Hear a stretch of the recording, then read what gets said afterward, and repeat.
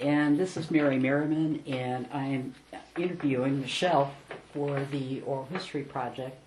And I'm going to invite Michelle to just give her your name, birthday, place, that kind of thing. We'll just go from there. Hi, Michelle. Hi, Mary. Hi. Michelle Probulus. I was born in 1970, July 13th, and I was born in Baltimore, Maryland. And you want me to tell you about my family? Sure. Yeah. So I have two younger sisters. I'm the oldest of three. Mm-hmm. And I guess when I was 7, we moved out of Baltimore into Westminster, Maryland. And that's where I grew up the rest of my years until I went to college. I went back to Baltimore for college. Okay. What college did you go to in Baltimore? I went to College of Notre Dame of Maryland, an all-women's Catholic college. Uh-huh. And I didn't figure it out then. Okay. Can you tell me a little bit about your parents? What were their names and where did they grow up? So what kind of work did they do? My dad was Donald Bankard, and my mom is Mary Jo Bankard. My dad grew up in Westminster, Maryland, where we later moved when I was about 7. My mom, she was born in New York City, and her dad was a retail manager for retail stores. And so they moved up and down the eastern seaboard. So she was second of 8 children, and so I think each of her siblings was born almost in a different state, each of them, and my dad was one of 6. So he lived in Westminster his whole life, but my mom moved around a lot. Okay. All right. And your siblings, where are they living at now? They're both in Maryland. Okay, so they're all kind of close by a little bit. My parents now live in North Carolina. Oh, okay. I moved there maybe 2000. Okay. What kind of, what was growing up like in your household? Your parents, was your family life really structured, or? Both my parents worked full-time. My mom is a nurse, and my dad, he worked a lot of different jobs. He was a retail manager for a tractor supply company, and he also had been a firefighter before that, and then he's kind of like a jack of all trades, where he built the home that we grew up in, and he can do a lot with building, and so he's worked in, phone companies, putting in lines power lines underground, and when they moved to North Carolina, they're still both working there, and he started a business doing services where he could build a deck for somebody. They live on a lake, so he would, build jet ski ramps and boat lifts and things like that. People do all kinds of stuff. They went through high school, any college? My dad got an AA degree in firefighting, or I'm not sure exactly what the name of that is. And, fire science or something? Yeah. And then my mom, she went to nursing school back in the 60s. I don't think you had to have a degree. She was she got an RN, she was a registered nurse, but then later, it was actually when I was finishing high school and starting college that she had gone back to school to get her bachelor's in nursing, even though she had already been an RN for several years. So she went back at that point to do that. So she has a bachelor's degree. And my mom just turned 66, my dad is 65, and they're both still working. So I grew up Catholic. My mom's family was Catholic. My dad just agreed with my mom to raise us Catholic, and we went to Catholic. My sisters and I went to Catholic school up through 8th grade. It was a first to 8th grade school, and then we all went to the public high school, which was much larger, and then I returned to a Catholic college. But at that point, I already knew I wasn't personally Catholic, but I just liked the small kind of school feeling, because it felt like the small elementary middle school that I had gone to, more community oriented. And my sisters, my middle sister went to college. She went to community college, and then she did she went to a 1-year photography business school to become a photographer, and then my younger sister took several years to get her bachelor's degree, did that in elementary education, and then later when we got her master's for teaching English as a second language. and my middle sister has been married for 18 years, and she has a boy and a girl. My niece and nephew are 16 and almost 14. Okay. And then my youngest sister has a 2-year-old little boy, and she's been married for 5 years, and she's pregnant with her second due in October. Okay. So no brothers? No brothers. No brothers, okay. Do you have children? Are you Yes. married, have been married? Talk about that a little. Yes, I was married for 10 years. I guess technically it was over 11, but when I was in my coming out process, it happened right around the time I had just celebrated 10-year anniversary of marriage. And I have 2 children, 2 boys. My older son Zachary is 10 and Henry is 8. And they just started 3rd grade and 5th grade. Okay. And you're currently working. Your degree is in. So I, after I went to college, I got a degree in Baltimore. I got my bachelor's degree in psychology, and then soon after that, I went back to school for my master's, and I went to Arcadia University in Philadelphia, outside of Philadelphia. And there I got my master's in counseling. Okay. And so for a few years, I worked in nonprofit agencies doing counseling, and then I decided to go into the Peace Corps. And so in '98, I was 28 years old. I went into the Peace Corps for 2 years in Grenada, and that is where I met my husband and my ex-husband. And so we came back in 2000 and got married,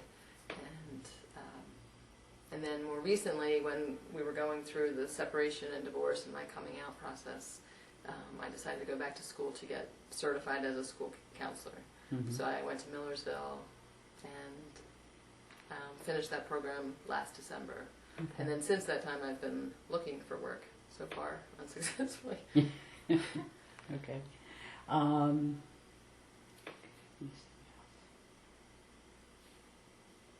Wait, you weren't in the military or anything like that? No, Okay. I was in the Peace Corps, man. Okay. Oh well, some people do both, I guess. I guess. Yeah. Any other community organizations that you've been involved with or anything? So I guess in the last several years, I've been involved off and on with the Sierra Club, and when my ex-husband and I got married, I knew I wasn't Catholic, or I didn't feel any connection to being continuing in the Catholic Church. So when he and I got married, we decided we wanted to find a church that we could take our children to, and that something, we weren't super religious or anything, but we wanted to have some kind of basis for spirituality, or some place for our children to develop their spirituality. So we went to a bunch of different churches and finally found the Unitarian Universalist Church. And he was in medical school when we met in Grenada. When I was in the Peace Corps, he was there in medical school. So when we finished there and came back to the States, we had to move around a lot for finishing medical school, and then he did a residency. We moved to North Carolina for 3 years for him to do a family practice residency. Then we moved to San Diego for a year to do his fellowship in hospice and palliative care. And then we moved here to Lancaster. So there was a lot of moving, and in all the moves we had found the UU Church wherever we went, and either became members or attended services. And then when we moved to Lancaster, we've been here 7 years. We put our boys into they had a preschool at the church here, and have been attending services since then. So through that church, I was involved with, I was on the preschool. It's a cooperative preschool, so the parents are involved, and I was on a member of the board for a year. And then with our church, they have children's, programming for Sunday school type things, and adult classes too. So I co-facilitated some discussion groups for adults, and they mostly had sort of environmental themes or simplicity themes. There's a Northwest Earth Institute that does discussion courses, and you get a book, and so a lot of those had to do with just different environmental themes, sustainability, and simplicity. And then our church started a green sanctuary group to make the church itself more sustainable and green and environmentally efficient. And so I've done things with the church with that organization too. Okay. And then I also, when the boys started school, kindergarten, first, second grade, before I went back to Millersville to do my certification program, I was in their schools volunteering in the classrooms, and they did a literacy core in my older son's school, where it was going in and reading and working with students on improving their reading skills. Okay. Tell me a little bit, anything else in your background that you'd like to share? Anything else in particular that you think kind of helps to paint who you are? I've always, growing up and even more recently, I've always been involved in playing sports. I grew up playing soccer, softball, basketball, but soccer is the sport that kind of stuck with me into adulthood. I played in high school and college soccer. And then as I became an adult, I found some women's leagues and played soccer depending on where I was living. And when we moved here, I hadn't played in a number of years with moving around and having young kids. And I started playing again when we moved here for a few years, off and on. And about 3 years ago, I started running. So I've been pretty consistently running, and now I have been involved in trying to do like monthly 5Ks races. Very good. That's good. Now, I guess part of this history project is talking about coming out as lesbian or gay. How do you identify for yourself? How do you identify yourself? What terms, I guess? So I identify as a lesbian. Okay. And so it was almost 3 years ago that I had turned 40 3 years ago. I'm 43 now. And it was soon after I turned 40, my ex-husband and I celebrated our 10-year anniversary. And it was around that time that my youngest son had gone to kindergarten, so I had been, and the other thing was I had been a stay-at-home mom for, they're 10 and 8 now, so besides going back to school for my certification, I had primarily been a stay-at-home mom for them. My ex-husband and I got divorced. The divorce was final about a year and a half ago, but I've been living in this house, renting this house for the last 2 years. So the whole process started about 3 years ago, but I think it started when my youngest son went to kindergarten, and I had been with them every minute of their lives pretty much, and so he went to kindergarten. I thought, do I go back to work? Do I start branching out into like really getting fully into doing volunteer work, and what do I really want to do with my life, kind of now that the kids are launched a little bit into school, I have more time to think. So I started running, and then with the running, I'm thinking, and then having time for myself, just things were coming up for me, and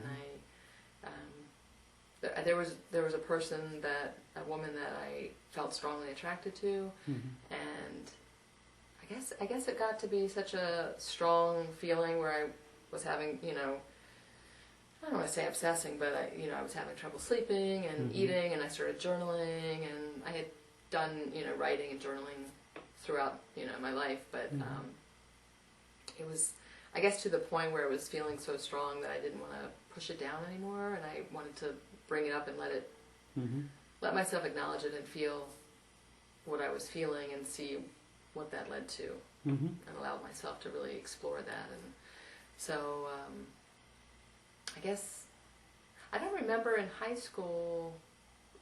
Really, in high school, I think, I thought I was interested in boys and dating boys. I didn't really date, though, much in high school. It was toward the end of high school into college that I really started dating boys, men, whatever. And I think, when I look back, I think maybe in college there were a few women that maybe I was attracted to, or I was very close friends with, and I didn't really think of it at the time. Since I went to a Catholic women's college, there were a number of women there that were coming out or were identifying as lesbians, and I had a few close friends that were coming out or, going through some exploration at that time. And I just remember being very happy for them and thinking that was really great, and I was very supportive. And this was late 80s, early 90s, so in the culture, in our culture, you know, at this time, it didn't seem like there was a lot of safety or support in people doing that. And it didn't seem to apply to me, though. You know, it seemed like I was very excited and happy for them because that seemed to be what was making them happy. And I knew that those people weren't getting a lot of support either from their family or other friends. And I wanted to be accepting and supportive of them. But it didn't really dawn on me that that had anything to do with me. And if I had any kinds of attractions, it wasn't, I guess it was so much under the surface that I wasn't acknowledging or aware of it on that level. And probably right after college, I think the first job I had after college, I think I was aware of a woman that I worked with that I knew was a lesbian. Like, I just knew she was. And I never talked to her about it, but I think I feel like this keen interest in her. You know, like, I don't know if it was that I was attracted to her, I just was interested in this person because I knew that she was a lesbian, and and so from that point on, like throughout my 20s, I think there were people that I had an interest in, women, but it wasn't necessarily people that I was close friends with. It might be a colleague at work or an acquaintance. But at the same time, I'm dating men, and I had never dated women or been with a woman physically or anything like that. So at that time, I guess sometime into my 20s, I felt inside that maybe I'm bisexual. So I don't tell anybody because I don't think, I'm just dating men. So I don't think, who needs to know this? Because if I started dating women and I'm dating men, then I should tell people, like, oh, this is who I am. And I'm not. I'm just dating men, so I just keep that under wraps. And then I meet my now ex-husband, and we get engaged, and I say to him, I feel this is something I should tell you, and so I tell him I feel that I identify as being bisexual. And and I was nervous and scared about that because I hadn't really shared it with anybody else, but if I'm going to marry this person, I feel like I should tell him. So he seemed okay with that, and he just said as long as I would be faithful to him, and monogamous in our relationship. And I was like, of course I'm choosing to marry you, and that is what I'm choosing. So, so he seemed to accept that, and still never felt like it was something I needed to tell family or friends because now I'm marrying a man. And I guess throughout our marriage, I guess the sexual relationship wasn't, it was okay. It was fine, but it was long periods of time between. So I didn't, I think I thought of myself as more a sexual being. And I guess I think I took it, I projected what I was feeling onto him, I think, and I thought maybe he's not attracted to me because he's not initiating sex. And so, but looking back, I thought, well, I'm a sexual being and I want to be sexual, but maybe it was that I did not want to initiate. And I like to, it feels good and I enjoy it, but it was not something that I wanted to initiate with him, I guess, or maybe a man. So that, I'm trying to think of now, getting stuck. So did that cause you to start thinking, well, maybe there is something else going on? Or? So I guess throughout the 10 years of being married, you get to know, you have friends and you have acquaintances and you work with different people, and I don't think I ever really had any other like physical attractions to other men during that time. I might, like a man or like one of my friends' husbands, or think that they're a nice person, but I'm not like have any kind of physical attraction or feel like I want to be with that person. but there were times during my marriage that if I was attracted to somebody or would think about that person again later, it was women. And so I think another part of my marriage was I didn't feel an emotional intimacy at a level, like a deeper level.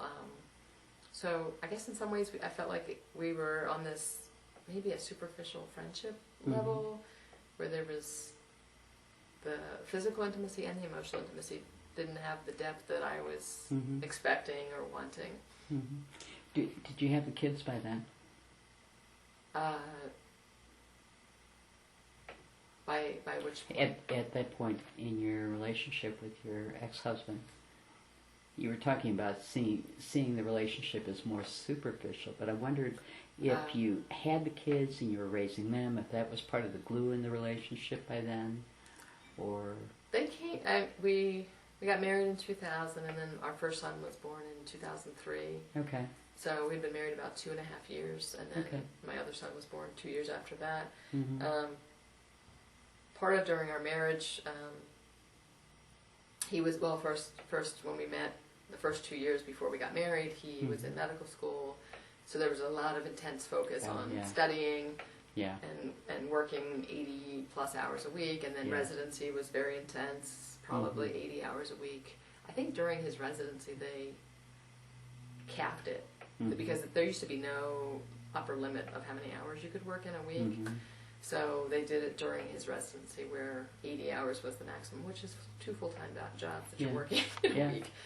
And so I think a lot of our marriage and time we were together was a lot of intense focus on his career and school and training and his job. And so I think the number of hours he put into that, there wasn't a lot of extra for the actual relationship building. He was exhausted most of the time, and then we moved a lot for his jobs, and at the time I wanted to support him and help him, but I felt alone a lot. I think I just felt, and then when our boys came, and then we moved soon after our second son came. He finished residency. We were in North Carolina for 3 years during his residency. And during that 3-year period of time, during his residency, where he was working probably, mostly 80 hours a week, those 3 years was when I got pregnant with both boys and had both boys. And so you're pregnant, and then you're having children, and he's not home most of the time. And when he was home, he had to sleep, or else bad things could happen to patients. So our younger son was about 4 months old when we moved to San Diego, and about a month after moving to San Diego, my older son, my 2-year-old, was diagnosed with type 1 diabetes. So we were in San Diego for a year, and the majority of that year was coping with realizing that he has this chronic disease. So I had a 2-year-old and an infant, and my husband wasn't home very much. So, and we're in a city and a town that we're not familiar with, and no family. So, so it got better when we moved here to Lancaster, but we were closer to family. Our family's all on the East Coast, and his hours got better, and his salary got better, and so he had more time to be at home and to be with us. But still, I think I always would say I don't like to argue, but I like to, in a relationship, to say that I'm angry or say that I'm upset or not happy with something, and then to have like a back and forth, and like a communication where I felt like there was a wall, that there was a shutting down on his end, and that was part of me feeling that the emotional intimacy was superficial. So. I think you said something before, and I don't know if I... Well, I guess, again, was coming into identifying as a lesbian and wondering how that connected in the relationship changing, or becoming aware that it sounds like it wasn't meeting your needs. That it didn't have the emotional intensity or depth and that sort of thing that that you were looking for. So how did that segue into? How did that come into self-identifying or? So then, I've been the stay-at-home mother for, all these years with my boys, and, we're supporting my ex's career, and so in that sense, I have the luxury to be at home and be a stay-at-home mom with my boys and raise them, and then with my older son having diabetes, it made it a little bit better that I was able to do most of that care, and with him being a physician, we both could manage that together, but it wasn't, we just didn't have a lot of extra support outside of that with his care. So, but then when they both entered school and were in school full time, and I'm like, well, here I have these degrees, and I worked in the past, but now what do I do with that? And just having all that time to think about what my next step is, and I guess for the first time in, probably at that point, 7 or 8 years, like, what do I want in my life, and where's my life going, and I think I just, with feeling this attraction to this one woman coming up really strongly, and thinking, this has happened before in my past, maybe not this strongly, but I think I should let myself feel this. Pay attention to it. Pay attention to it, let myself acknowledge it, let it come up, let myself feel it. Don't, like, say, oh, it'll go away, push it down, just ignore it and it'll go away, because in the past it was, and I've heard about a lot of people who, they said they fell in love with a woman, and they had no idea that was going to happen to them. I mean, I had ideas of other people I had been attracted to, but I also at the same time felt that I was attracted to men. And I guess I got to the point where when I was digging deeply inside of myself, I thought, I thought, I never went beyond the superficial of, like, okay, a man, I can be attracted to a man and think a man is handsome or attractive, or like certain qualities that that person has, and that's attractive. But I think I never went deeper into, who do I want to be physically intimate with, and what is attractive to me about that? Who do I want to touch or to be with physically, and who do I want to be emotionally intimate with? And my whole life, all of my emotionally intimate relationships have been with women. I mean, I guess I know a lot of lesbian women that have very close male friends, but I just never really had a lot of close male friends. I had men, that I liked or could be friendly with, but I never was very close friends with a man. And I think growing up, my mom had, there was 8 children in her family, and there were 6 sisters, and most of my cousins were female. I had a ton of cousins, so it just felt like a lot of women growing up, aunts, cousins, and my sisters, my mom growing up very female centric, and so that those were all a lot of the very close friends that I had that were women. I didn't feel that they were people that I was, like, physically and sexually attracted to. I just felt like I was very close emotionally to them. And so then when I finally said, let me dig deeper and see, I think because I didn't let myself ever feel those things or think that, because I grew up Catholic, and this is what the Catholics say about homosexuality, and this is what my culture says, and I knew from my early 20s I wanted to have children, I wanted to have a family, and I didn't see any models of 2 women getting married and having children. My dad and my mom each have a sister who are lesbian. My dad has a sister. She's been with her partner for at least 30 years. They moved from house to house together, always came to all the family functions, but it has never been spoken in the family. It's just been, here they are, they're together. It's not acknowledged, but it's just, here they are, they're together.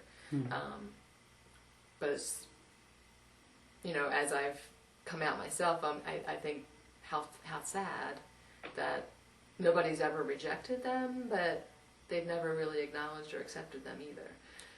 So, not in the same sense as my dad and his brothers and their wives have been. So there was a difference in the way they were regarded. As a relationship. Yeah.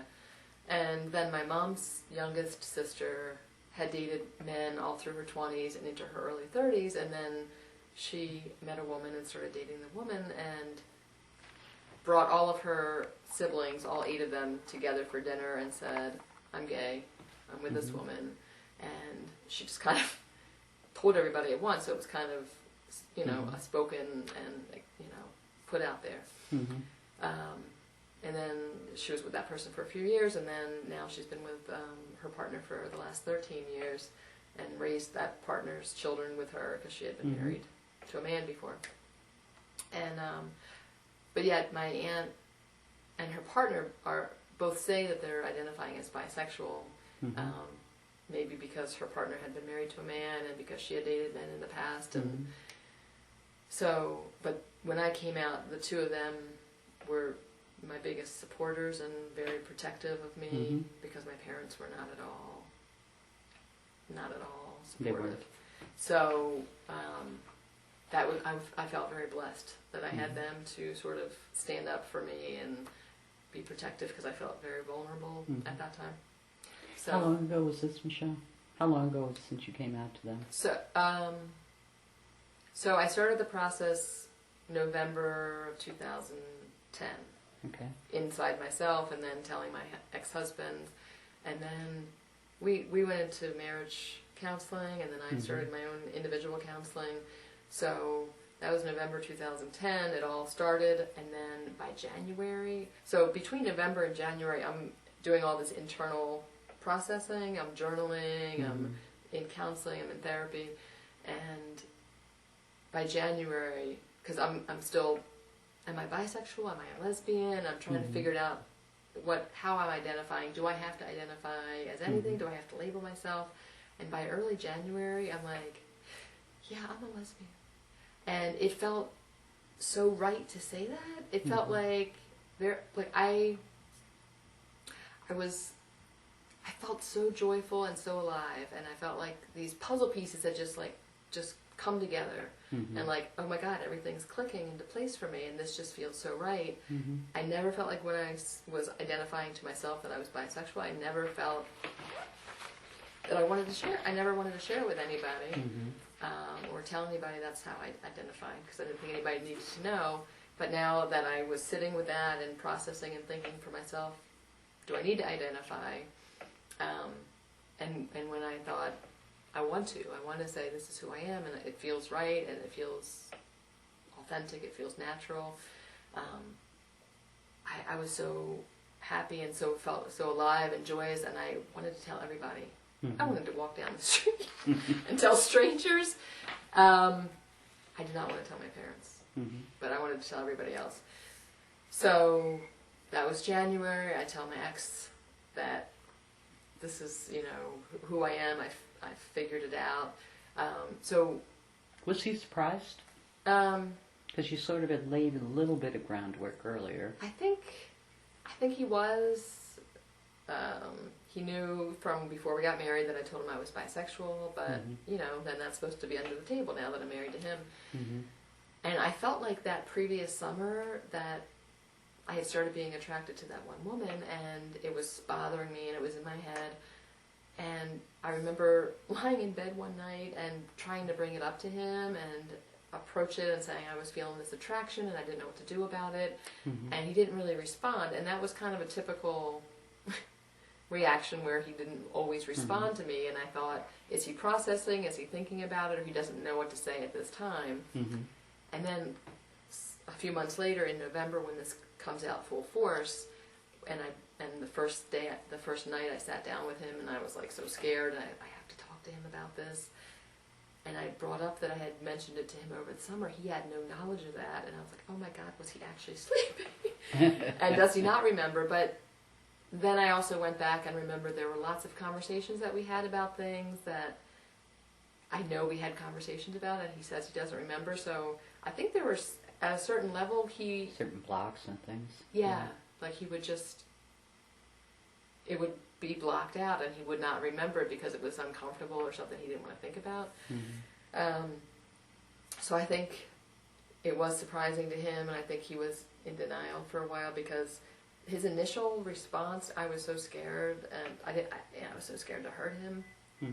and knew how painful it would be to, what's the next step with that, and where do we go with this, and what does that mean for our relationship, for our family? Excuse me. So,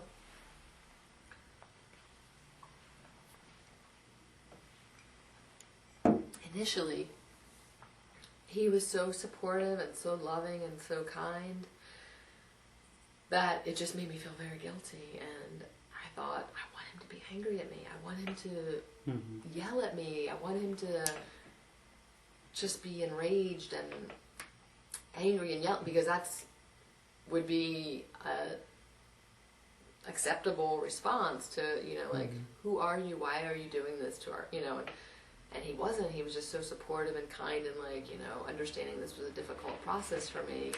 And I'm like, no, you need to really get mad at me, because that doesn't feel good for you to be supportive and loving and kind.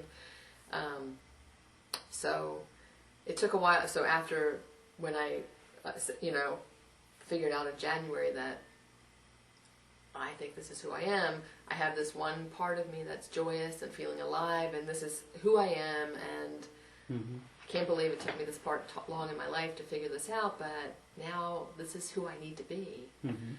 How do I do this to him? How do I do this to my kids? How do I separate our family? So the other half of me was devastated and guilty and did not want to destroy our family, and didn't know how I would ever get through what I was doing to them, and how I would go through with it, how I would, but also what was going on in my mind too, and I felt very guilty about, were these horrible, horrible thoughts of, how can I ever leave my husband? How could I not be with him? It's going to be my fault. It's going to be my fault if our family gets divorced, if our children do not live with both their parents. My parents are still married. His parents are still married. I did not want my children to ever grow up in a divorced household. And I thought, if he died, that would be the only way I could leave. And I was like, but I don't want him to die. He's a good person. A lot of conflicted feelings. He's a good person. He's a good man. He's a wonderful person. He's a good dad. And my children deserve to have a dad growing up. And I was like, I don't want him to die, but I didn't know what other way that it would be okay for me to not be in that relationship, in that marriage anymore. And I was like, that's a horrible thought. And then I also thought, I don't want to be 85 years old and look back at my life and say, I've never been with a woman. That I've never been in a relationship and lived at having a woman as my partner, and I did not want to be 85 and look back and think that. And I thought, with all the spirituality and religious background that I, grew up Catholic, and, I like a lot of aspects of different religions, and I was like, I like the idea of reincarnation, but I really don't believe it. So I don't really think that I could have another life later, that then I could be a lesbian in that life, because I think this is my only life that I get to live. So, at that time I was 40, and I was like, I want the next, if I have if I am lucky enough to have another 40 or 50 years, I want to be who I really am, and have that opportunity and live that life and be with a woman, and that's who I think I need to be with. And I was so scared too, because I thought, I can leave this marriage and I can have my children grow up with two parents that don't live together and are divorced, and that's horrible for them. I don't want them to have to live that. And I could do all that, and I could make our family separate and come apart, and I might never meet anyone, because I'm leaving this, I'm in my mind, I'm doing this because I have figured out that I'm a lesbian. It's not because I have fallen in love with this specific woman, because the woman I was attracted to, she already had a partner, and I had no intention of doing anything to, get in the middle of that relationship. It was just that person who I really was attracted to, and she was an acquaintance, or like social, we were in a social circle where we'd get together with them sometimes. So I knew that I was not going to be with that person. It was just that person who I called my catalyst. So it wasn't like I had fallen in love and I know I'm going to go and be with that person, and that there's a future with me with that person. It was, I figured out this about myself. I need to go and live that life, but I might be alone for the rest of my life because here I am living in Lancaster, and I'm living in a very straight world with, you know, husbands and wives and children. That's my circle. All my friends are married to husband. You know, they have husbands, they have children, and this is where I'm, you know, with a preschool and elementary school, and this. I don't have gay friends here. I don't know people that. I don't know if there are lesbians in Lancaster. There may be no lesbians married in Lancaster. Now you were at the Unitarian Church, right? You know, and there's people from time to time that you're like, I wonder if that person is. Yeah. I don't know. They don't wear it on their, you know, they don't have a big L on their shirt like Laverne from Laverne and Shirley. Yeah. They're not telling you. It's not, you know, evident. So, you know, you might have suspicions, but you don't know when maybe that person already has a partner. And I thought, I'm coming out at the age of 40. Who is going to be late 30s, early 40s, a lesbian in Lancaster, and not already in a partnership or be with somebody, if there are lesbians? Because at that point, I still don't know where, and I'm also not going to be moving to Baltimore or to Maryland to be near my family. I'm not moving to Philadelphia or any bigger city, because this is where my children's father is, and we're keeping the kids, you know, we're keeping the family together as far as we're not going to separate, you know, where I'm not going to have them see their dad. And so I'm just going into it blind, like not knowing I could be alone for the rest of my life, but I still have to live and be who I am, whether or not I'm alone or with somebody. So that was very scary. Yeah. But as soon as we got through that process and we started talking about divorce and how long we were going to live in the house together and how we would ever tell the children, because we never ever wanted to tell our kids, and that was horrible. You know, you just have to work out financial things and living, and how can we be comfortable living together if we know this is where our relationship is going towards divorce, and working at all those things. I just got to the point where I was like, I need to start meeting women, and I need to start dating. And I'm like saying to my ex-husband, how do you feel about this? Because if we're still living in this house for X number of months or years, or we don't know. And he said, well, I've gone before for a couple of years without dating somebody or being with somebody, so I could do that again. And I'm like, I cannot do that, because now that I've figured out who I am, I need to act on this quite soon, as quickly as possible. So, were you aware of other organizations? Like, again, you were involved with the UUs.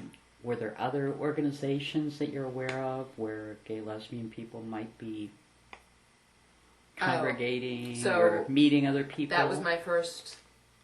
So yes.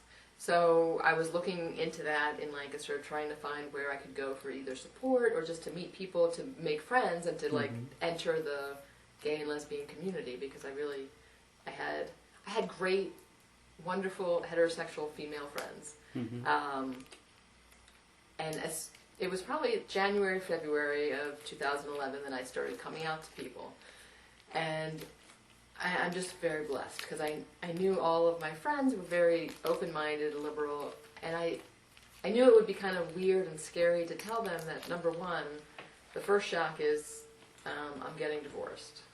There's something going on with my relationship with my husband, and so I would tell them that first, and then I'd get their reaction to that, and then I'm like, okay, and the reason is, and here's the next part, and then I'd explain, you know, then I'd come out to them. So it was always like, which part of the story do I tell first? What's the sequence? Which is not going to be the shock? Where, you know, and just the telling over and over again of like two friends here, one friend there, calling somebody on the phone long distance. It was very cathartic in some ways, and I was blessed to have a lot of support and acceptance. But then it got so exhausting going through the entire story with people that I just was drained emotionally. You know, a lot of crying, a lot of just telling the story over and over again. So I started, so it was a several months process of, you know, who can I tell next? Okay, I'm going to get this friend and that friend together and sit down with them for drinks or get together for dinner or whatever, and come out.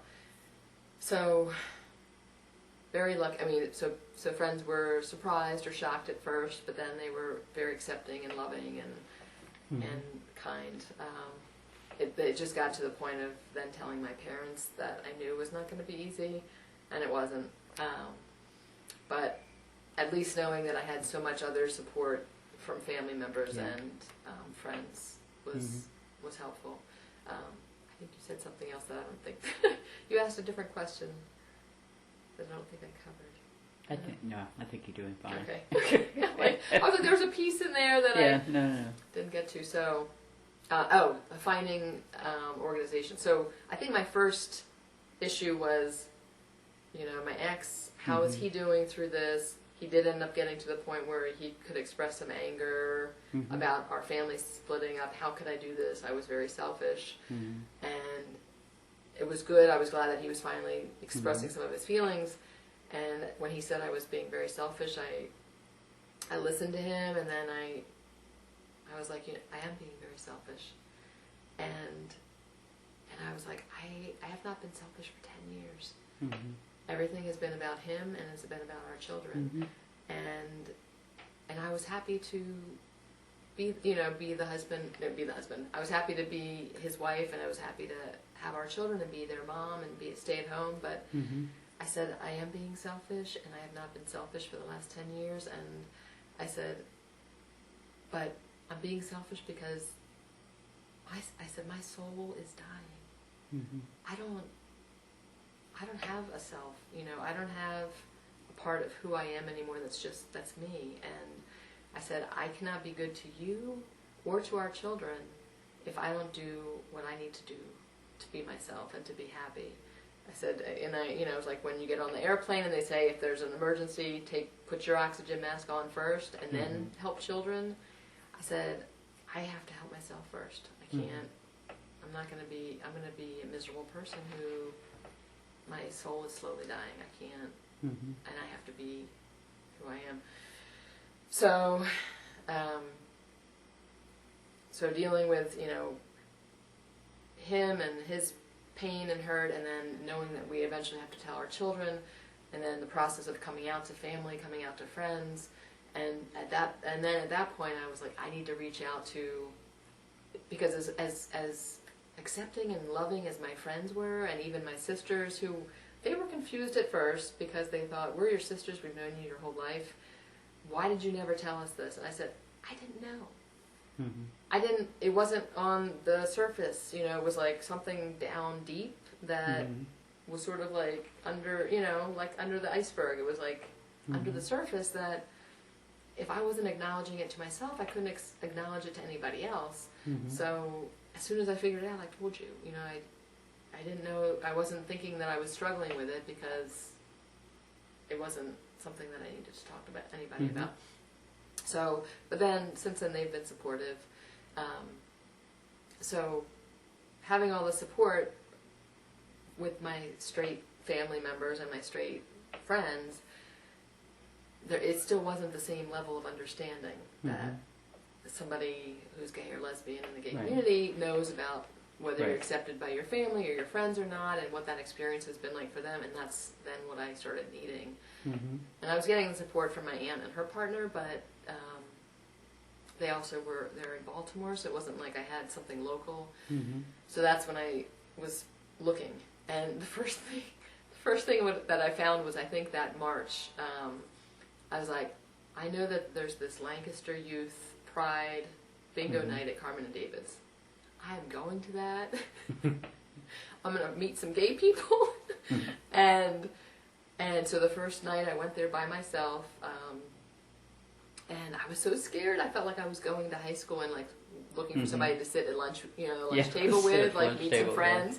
I was like, I go in, I get my ice cream, and I go and get a bingo card, and they're like, welcome, come on in, and they're doing the bingo game, and I see it's just packed. There's like all the seats are taken. It looks very crowded, and I was like, I don't know where to sit. And thank God for this woman, Ruth, who became my good friend. She sees that I'm looking around. She goes, look, we have a seat over here. Come sit with us. So I love her so much for the fact that she's saw that I'm like, I don't know. Yeah. I'm a freshman in high school and I don't know Yeah. who to sit with at the lunch table. So she welcomed me over and we started talking, and from then, you know, we became friends, and then she introduced me to some other people that, you know, she knew that they would come to this bingo night with. She had a daughter who, I think her daughter was 12 at the time, so she had her 12-year-old daughter there. She had come out later in life also. So that was the beginning, and meeting her, and then, you know, meeting some other people there. And I think at some point I went to a PFLAG meeting at the Maybe First UCC. Reformed. Okay. I think the UCC church out New Holland Pike, past Okay. 130. Maybe they Grace. Yeah. Yes, Grace. So I went to their PFLAG meeting one night. I was the only gay person there. It was maybe two parents that had two sons that were gay, and then a mom and a sister who had a brother/son who was gay. So it was a small little group. I only went there the one time, but it felt nice. You know, they were supportive and accepting, and, you know, we all talked and shared things.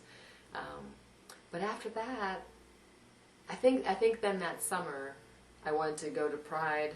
We had actually gone to Pride the year before, my ex and my children and I. And my ex was open-minded and was, you know, I just said, let's go to Pride. Let's see what that is like, the year before I came out. So we went as a family the year before. Well, the 2011, I really want to go to Pride in Lancaster, and I really want to go by myself. And he says, oh, we'll come with you. And I was thinking, no, I want to be gay. I want to be there, and I want to meet other gay people, and I just want to be gay there.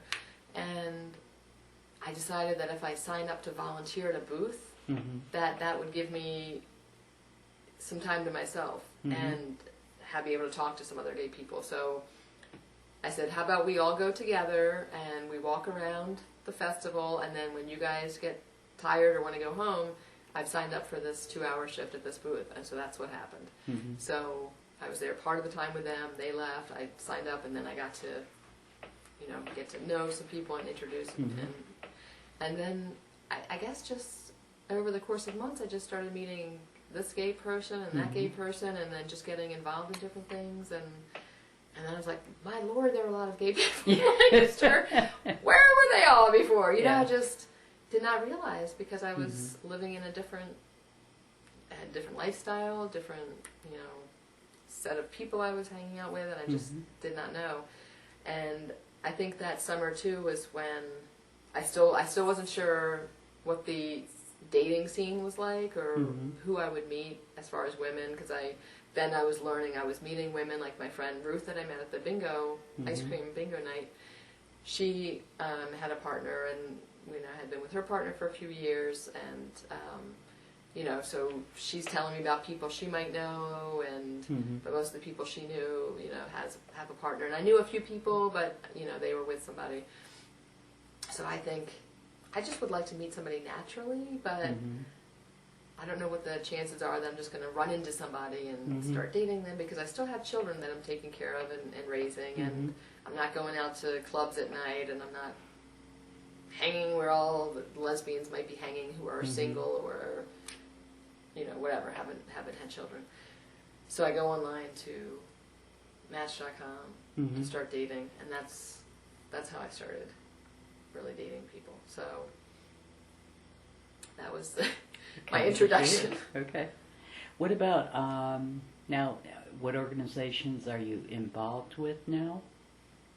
I know the History Project. You Yeah, somehow so this got Oral into History Project, I wanted to volunteer with that because I thought that is a very, I think the reason, when I saw the History Project advertised through the LGBT Center in Harrisburg, I thought, this is fantastic, because I would like for my story to be told, but I would like to volunteer to interview people, because during my coming out process, you know, I'm also going to bookstores, I'm looking online. I want to find books to read that have to do with me, that have to do with other women who came out later in life, because it's kind of, you know, I didn't understand, you know, I was like, how come there are people that know when they're teenagers, or how come there are people that know even before they're teenagers, but how come there are people like me that didn't? I don't understand how there could be different different ways of coming to this. Mm-hmm. And so I wanted to find books of women who were 30s or 40s and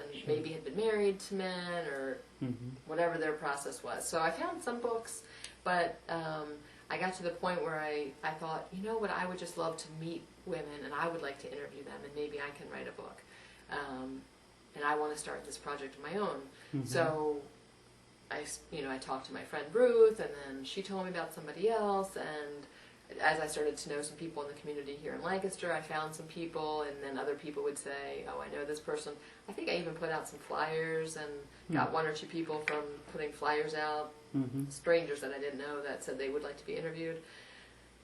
So I did that for a while, and I think when this oral history project came up, I thought, well, this is great because it will also give me better experience to know maybe what kinds of questions to ask and just good interviewing techniques. And but just, I love to hear people's stories and wanting to have people's stories told and heard, whether it's in a book form or whether it's videotaped and archived online.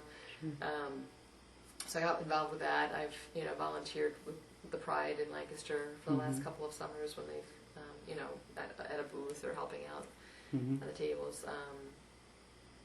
And that's how about in your occupation? Do you sense that your orientation has anything to do with any problems with work or anything like that? Any concerns? Well, Mary, as you know, I'm not working. But as soon as I came out, and I know I've always, because of my background in working in counseling and working with children, way in my past, in one of my... Hang on one second.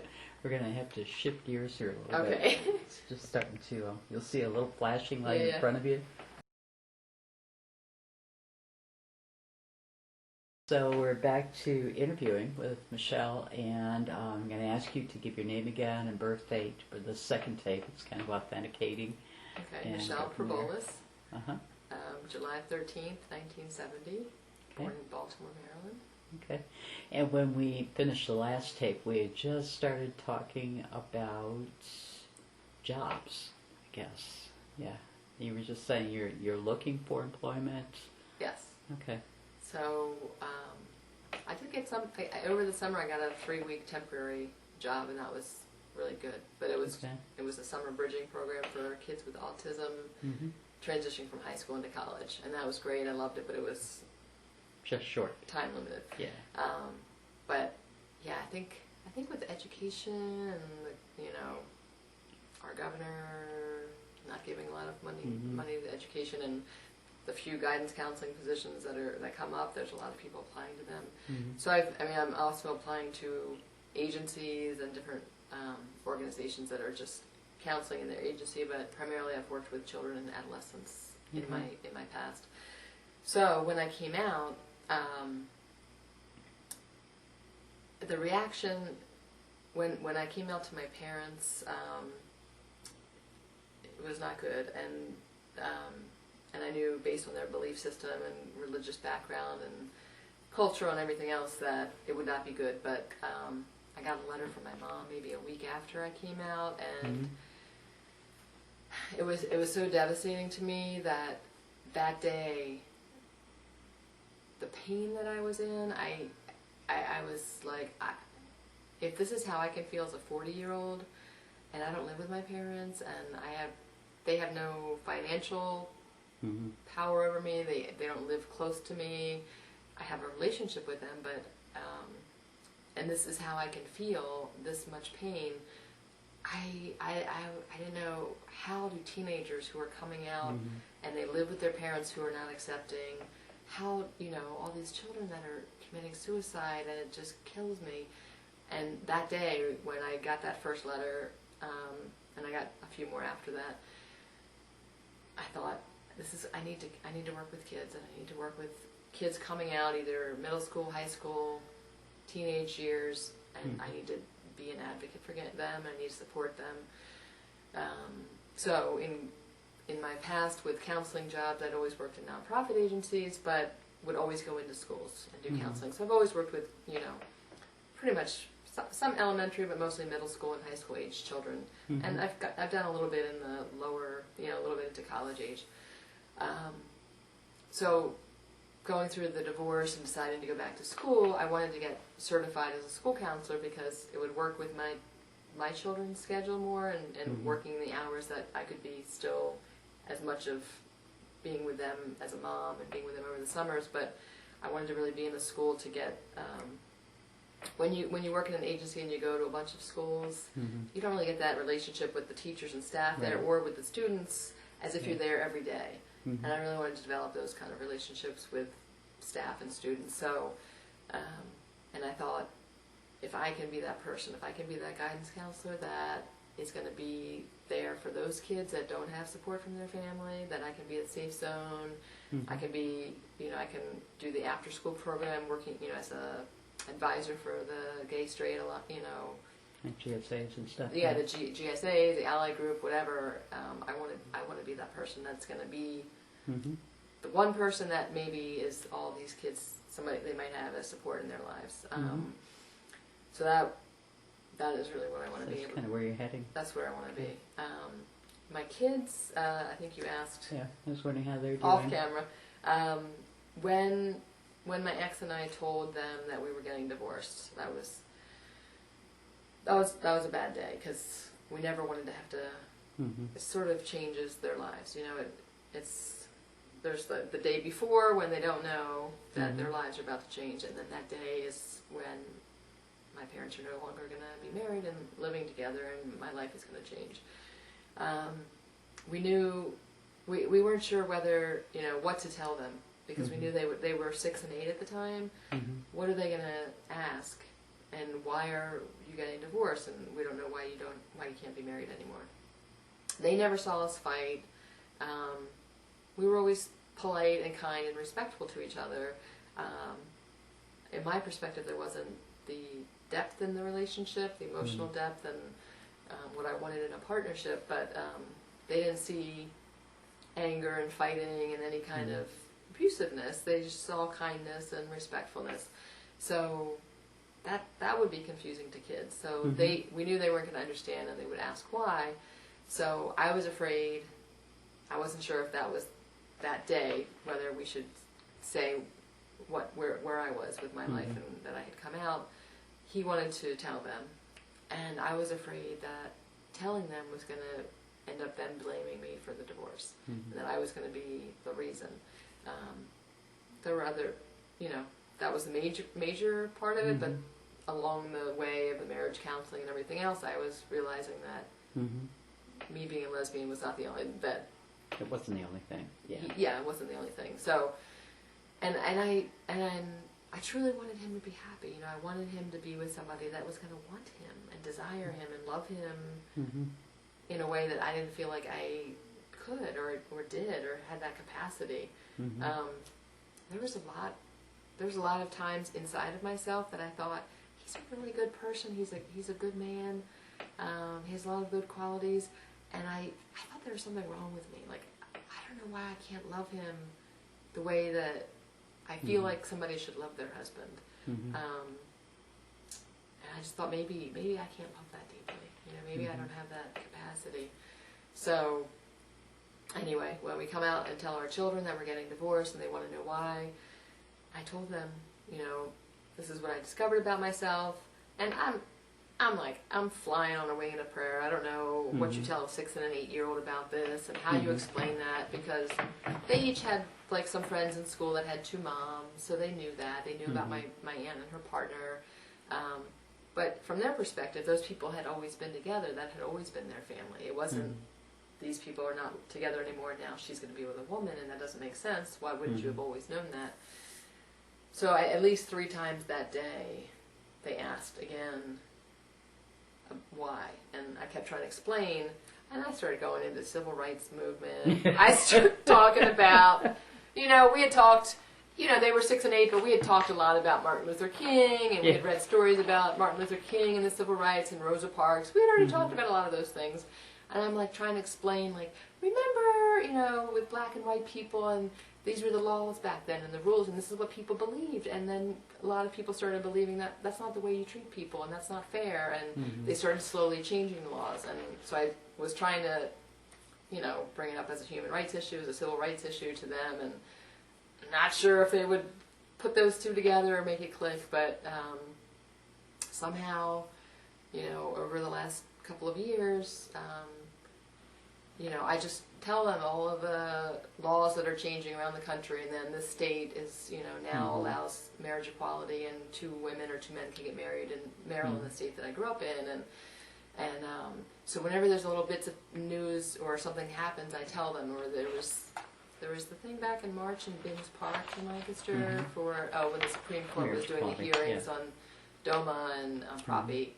I brought them to that, and we've gone to Pride in the last couple of years. So I just I don't want to have them think that I'm not accepting of myself or that I'm ashamed at all, because I want them to feel like I completely accept myself and that it's okay and that this is how we should treat everybody.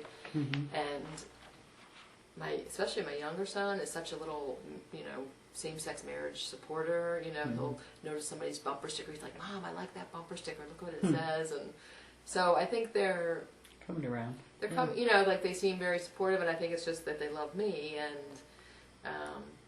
I don't think that means that they're happy that we're not together anymore. But it's been, in another week, it'll be exactly 2 years since I've moved here, and that we haven't lived.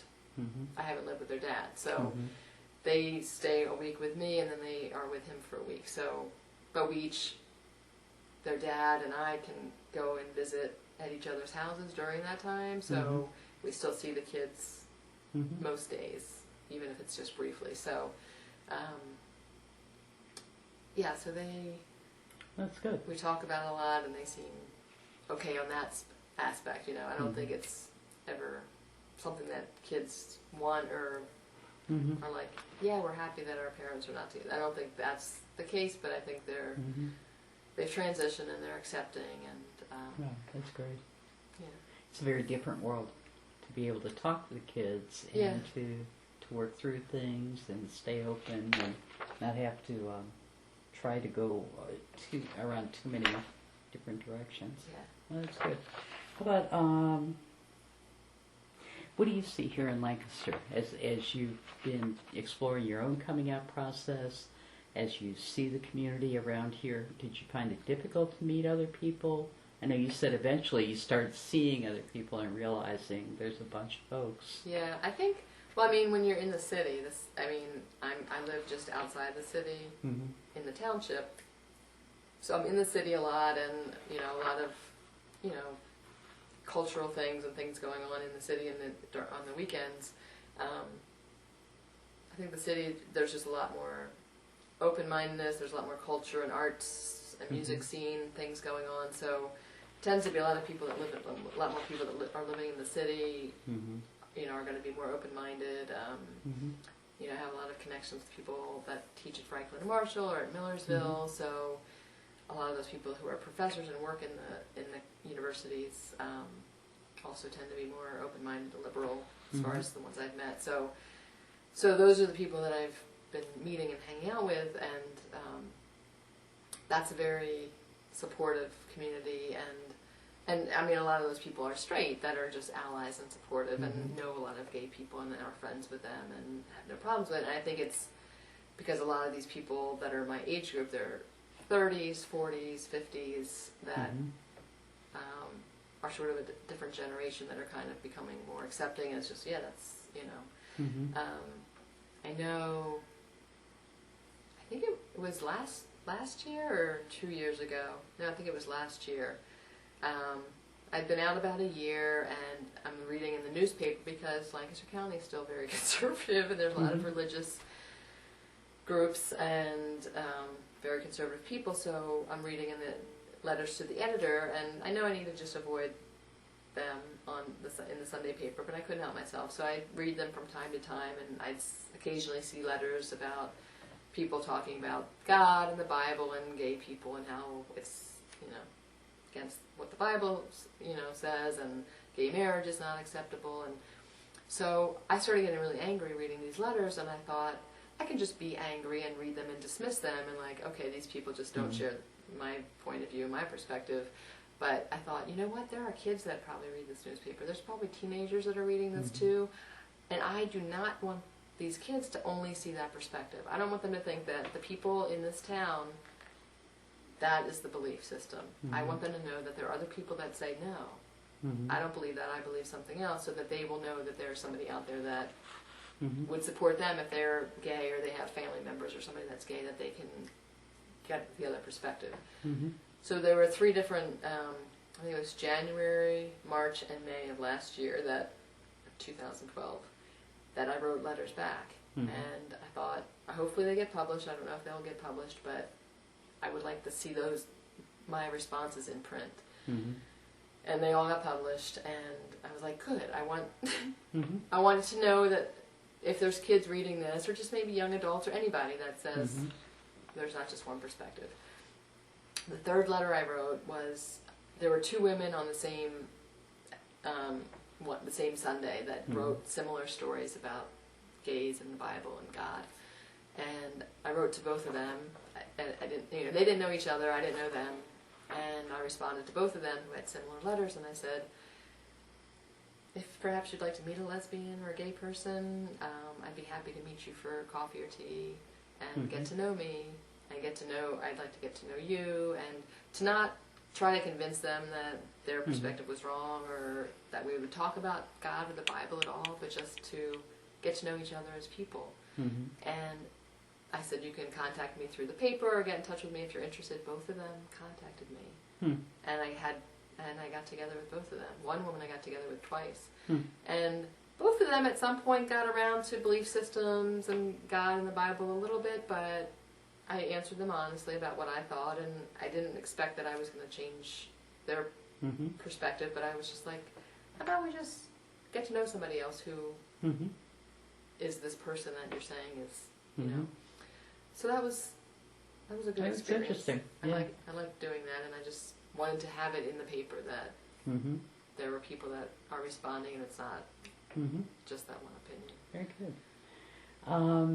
What other changes do you think are the changes that need to occur in Lancaster, do you think, at this point, as far as you can see, from civil rights perspectives? Or Yes, well, I mean, I think Mayor Gray, he's very supportive. And isn't it during his office that he has, I think, is it all city employees that have same-sex benefits? Yeah. So, and then I know Franklin and Marshall has... Yeah, within the city, because they've had protected rights for 10, 13 years now, I guess. No, 20 years. So I think that's very hopeful. As I'm looking for jobs, I feel kind of privileged in a way in the last 3 years since I've started coming out and have come out, that I know a lot of people that I've met that have been gay since they were, teenagers, early 20s, that they've experienced a lot more oppression and discrimination than I have, because 20, 30 years ago, there wasn't as much acceptance, so they experienced discrimination or experienced feeling like they couldn't be themselves in certain situations. I came out with like a F you attitude. Like, I'm not coming out at 40 and not being able to be completely who I am. I'm just not doing it. So in some ways that is naive, because I will experience that at some point, but I feel like, I don't know if it's like being a teenager where you feel a little invincible, like nobody can hurt me because this is who I am, I'm going to stand up for this, and I'm going to be this person, and too bad if you don't like it.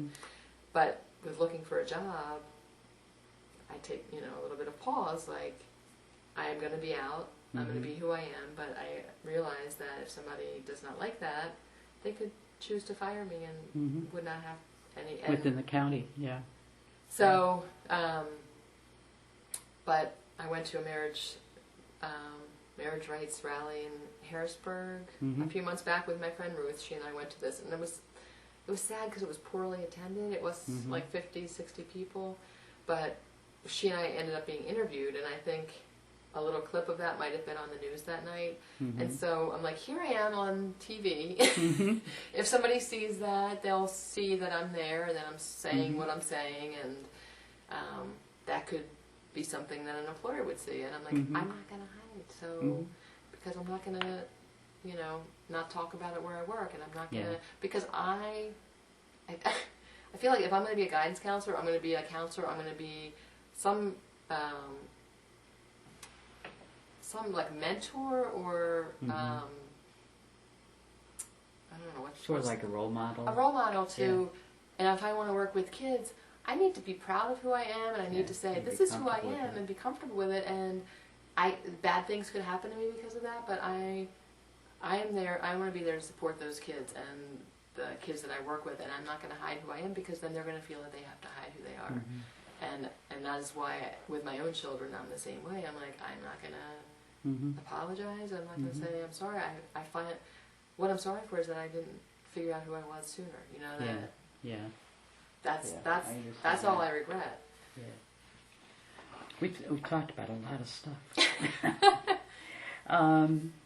Anything that we've missed, or anything else you want to talk about within the context of this interview as you thought about doing this? Or? No, I just I think that's what I feel. I guess in my frustration of not finding a job yet is that Mm-hmm. that is where I feel I'm called. I Mhm. want to be called in. Not that, I mean, I have this, my background and my education is in counseling, and I feel like I'm very good with working with young people. Mm-hmm. And but then I feel like this whole my coming out process has, I don't know, shifted what I want my focus to be, and where Mhm. I feel that I can be the most helpful to kids. Mm-hmm. Not that I don't want to help all the kids in the schools where I'm working in any of the issues that they are dealing with or struggling with, but I feel like that is where I might have the most Mm-hmm. effect or most power in being a support network or system and being an Mhm. advocate. And I think so just my frustration in that I can't do that yet. Yeah. You know, that I want to be in that role and Yeah. being that person.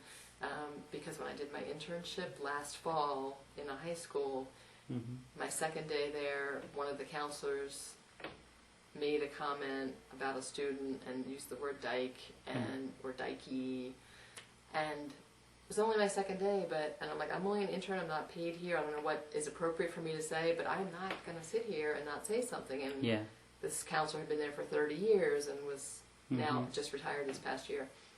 I cannot sit back and not say something, because he feels comfortable saying this to adults. Mhm. What is he saying to his students? Mm-hmm. And I knew there were other inappropriate things that Mhm. people had said, he said in general, not just about gays or lesbians. I was like, no. I need to stand up for this Mm-hmm. and say that is not okay. And I Yeah. did.